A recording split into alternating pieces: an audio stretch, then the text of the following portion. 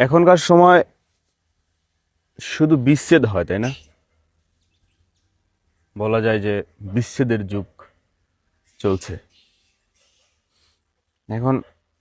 বিচ্ছেদটা আসলে কেন হবে না?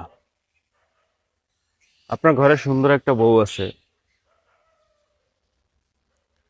আপনার বউ থাকা অবস্থায় আপনি অন্য একটা মেয়ের প্রতি আপনার ভালোবাসা জন্মায়,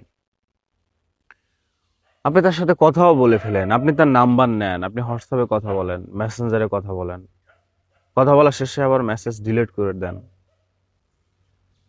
এখন মেসেঞ্জার থেকে, হোয়াটসঅ্যাপ থেকে, চ্যাট থেকে, ইমো থেকে, যত মাধ্যম আছে সবগুলো থেকে যদি আপনি ডিলিট করে দেন, কিন্তু আপনার মন থেকে এবং তার মন থেকে তো ডিলিট হয় না। যখনই আপনার ভিতরে, আপনার ওয়াইফের ভিতরে অন্য একটা পার্সন ঢুকে যায়, তখনই কিন্তু আপনাদের যেই সুন্দর পবিত্র সম্পর্ক সেখানে কিন্তু ফাটল ধরতে শুরু করে। এখন আসেন, সে আপনিই শুধু না, উভয় পক্ষ, মেয়েরাও কিন্তু লুক লাইক পরকীয়াতে জড়ায়। হাজবেন্ড অফিস করতেছে, বাইরে গেছে, এই ফাঁকে দিয়ে অন্য একটা ছেলের সঙ্গে তার ভালোবাসা উতলাই ওঠে, ভালোবাসা জন্মায় উভয় পক্ষেরই।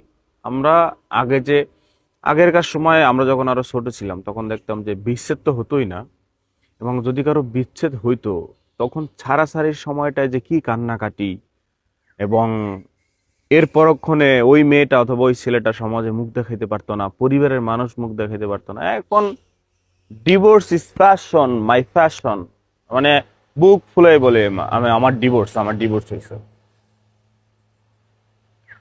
তো এই জায়গাটা আসলে সুদর্শন বলেন আর কচি নারী বলেন আর সুন্দরী রমণী বলেন, সুদর্শন টাকাওয়ালা পুরুষ বলেন, এগুলো আসলে কোনো ম্যাটার না।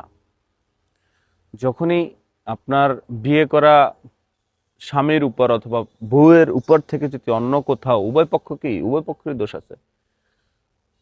তো অন্য কারো প্রতি যদি ভালোবাসা জন্মায়, আপনার নিজেরটার ঘরেরটায় হইতেছে না, আপনার মানে আর ভাল লাগে না, তখনই দেখবেন যে আসলে ডিভোর্স অনিবার্য, মানে খুব কাছাকাছি চলে আসছে আমাদের এই সময়টায় এখন হচ্ছে।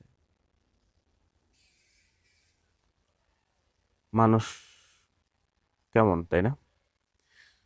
যে একে অপরকে বিয়ে করলো, এরপর আবার অন্যের প্রতি ভালোবাসা জন্মায়,